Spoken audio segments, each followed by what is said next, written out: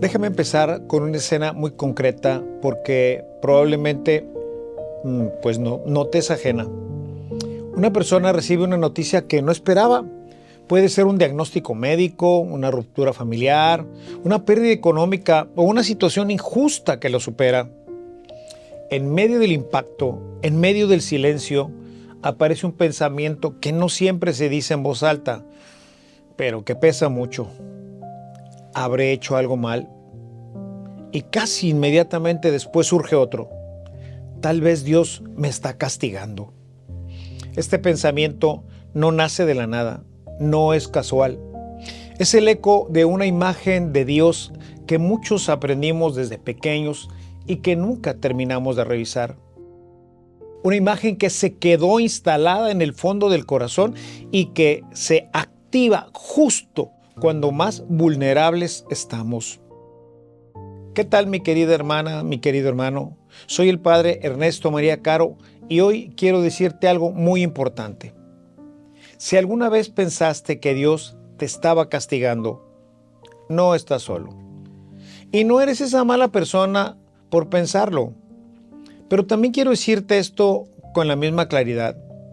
Esa imagen de Dios no es la que nos revela nuestra fe. Hoy vamos a recorrer juntos un camino que puede cambiar profundamente la manera en que tú miras a Dios, el sufrimiento y tu propia historia.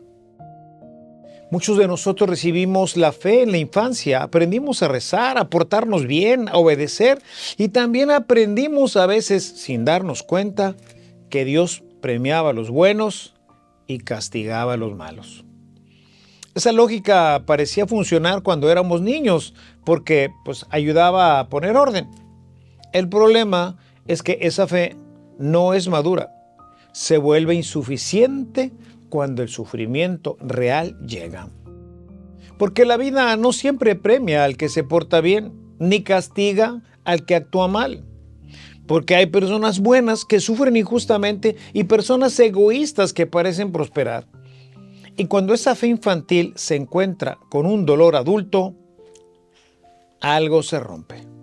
Algo se rompe. El Catecismo de la Iglesia Católica nos recuerda que Dios no actúa desde la lógica del castigo, sino desde un designio de amor.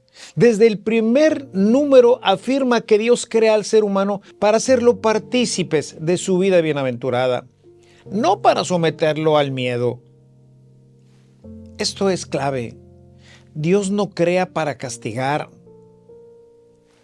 crea para amar.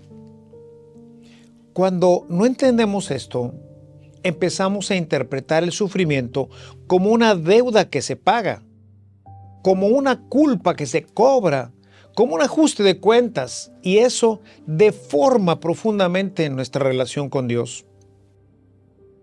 Pero bueno, ¿y entonces de dónde nace esta idea de un Dios castigador? Pues mira, la Sagrada Escritura habla de consecuencias, de caminos que conducen a la vida y caminos que conducen al dolor. Pero hablar de consecuencias no es lo mismo que hablar de venganza. Un padre que advierte a su hijo que no toque el fuego no lo está amenazando, lo está protegiendo. La carta a los Hebreos dice que el Señor corrige a quienes ama, y eso es verdad. Pero la corrección no busca destruir, al contrario, busca formar. El castigo vengativo humilla, la corrección amorosa educa. Confundir estas dos cosas ha hecho mucho daño a la vida espiritual. San Agustín decía que Dios no permite el mal para castigarnos, sino para sacar de él un bien mayor. Esta afirmación no niega el dolor, pero cambia radicalmente su sentido. El sufrimiento no es una moneda de cambio ni un precio que Dios exige para perdonarnos.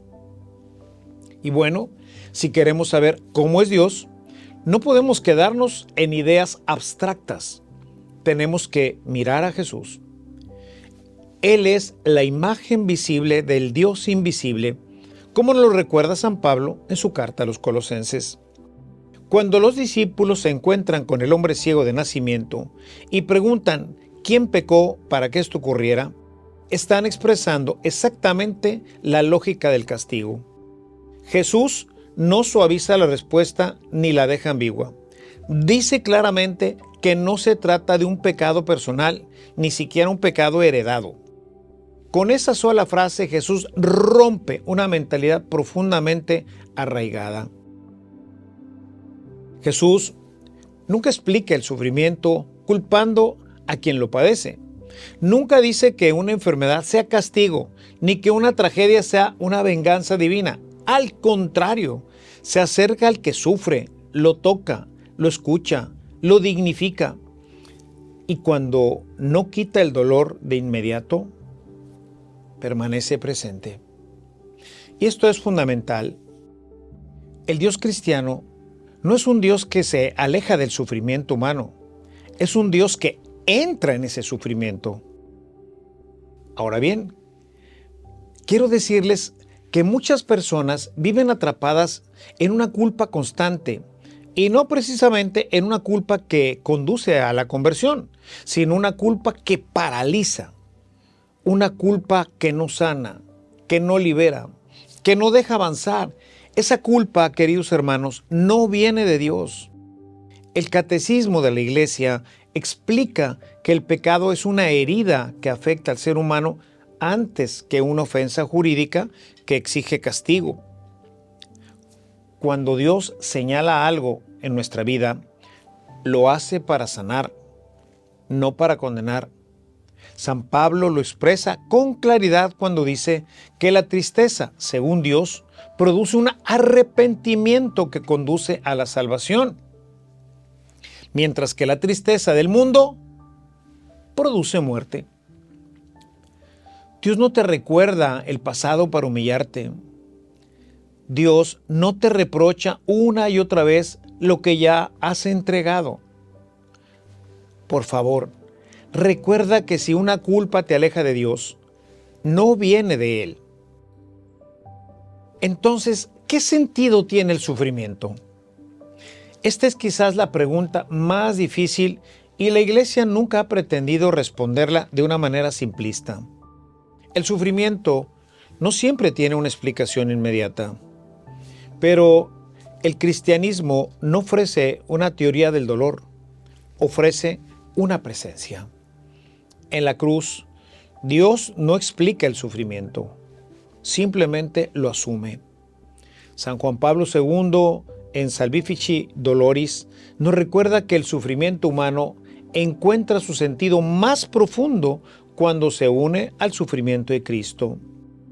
Esto no significa romantizar el dolor, sino reconocer que Dios no se queda fuera de él. Cuando Jesús dice que en el mundo tendremos tribulación, no lo dice para asustarnos, sino para prepararnos. Y cuando añade que Él ha vencido al mundo, nos está diciendo que el dolor no tiene la última palabra. Quiero pedirte que nos detengamos aquí con calma para cerrar bien esta reflexión. Tal vez durante mucho tiempo has vivido con miedo a Dios. Tal vez tu oración ha estado marcada por la sospecha, al menos, por la sensación de que cualquier error puede traer consecuencias dolorosas. Tal vez has interpretado tu historia desde la culpa y no desde la misericordia. Hoy quiero recordarte que nuestra fe te invita a mirar a Dios de otra manera, no como un juez que espera fallas, sino como un padre que acompaña. El profeta Isaías pone en boca de Dios una de las palabras más tiernas de toda la Escritura, cuando dice que aunque una madre se olvidara de su hijo, Dios jamás se olvidará de nosotros. Hermano, Dios no castiga para desquitarse, quítate eso de la mente. Dios ama para salvar. Cuando el dolor llega, la pregunta no es ¿qué hiciste mal?, sino ¿dónde está Dios contigo en medio de esto que hoy te duele? La fe madura no elimina el sufrimiento, pero elimina el miedo a Dios. Cuando dejamos de tenerle miedo a Dios, empezamos a confiar. Y cuando confiamos, incluso el dolor puede transformarse en alegría. Si este mensaje ha tocado tu corazón, compártelo con alguien más. Seguramente alguien necesita también escuchar estas palabras. Gracias por haberte quedado hasta el final. Que el Señor te bendiga y te conceda esa paz que tanto necesitas hoy.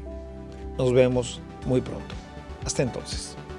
Si este contenido te ayudó a encontrar a Dios, te invito a ser parte de esta misión. Ayúdanos con tu donativo para seguir llevando el Evangelio a miles de personas. Entra en este enlace o bien encuentra el link en la descripción de este video para donar. Que el Señor te bendiga y bendiga siempre tu generosidad.